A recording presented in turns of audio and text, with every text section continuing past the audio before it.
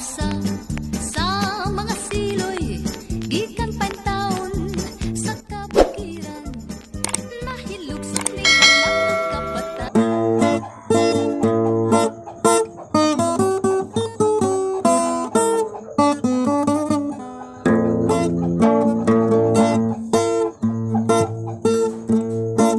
Ako si Marcelo, gwapohon nga ulit tawo. Wala jud intang maminyo, kay di makamahumuhan nyo. Ako ipagsitahan sa dalagang among silingan, ni korog ang akong dughan, mo istorya hidaw hitukan.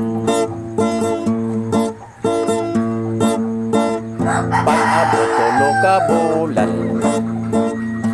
sa akong tatay siya gitaban, nibuot ang akong dughan, silang duha akong hikitan.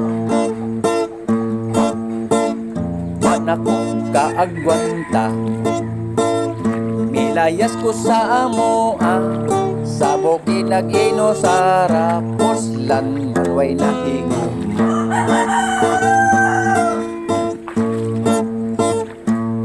Sa bukid pirting bugnawa, dito na ko giagwanta. Niapas ko ni mama, nagdala siyang dalaga. Si mama wa ka agwanta, midangoy-ngoy ug mihilak siya. Magsiloy pa uli na edad, antika ug asawa.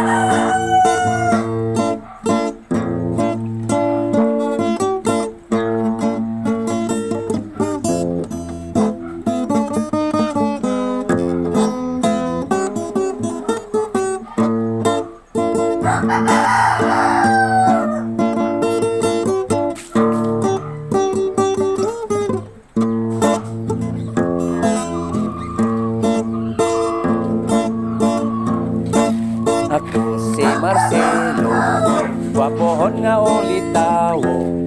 Wala gyud intang mamin, Kasiloy, bukas mo kasiloy. makamahumuhan nyo. Ako gipaksitahan sa dalagang among silingan, may korog ang akong dughan, mo istorya hidaw hitukan.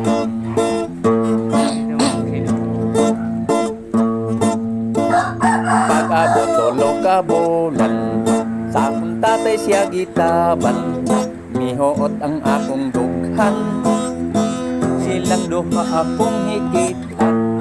Wala nang kaagwanta, nilayas ko sa amoa, sa bukid nag-ino sa rapuslan, manway nahigugma.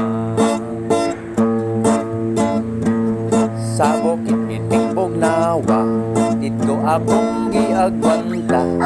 Iapos ako ni mama, nagdala siyang dalaga. Si mama wa ka agwanta, midangoy-ngoy umihilak siya.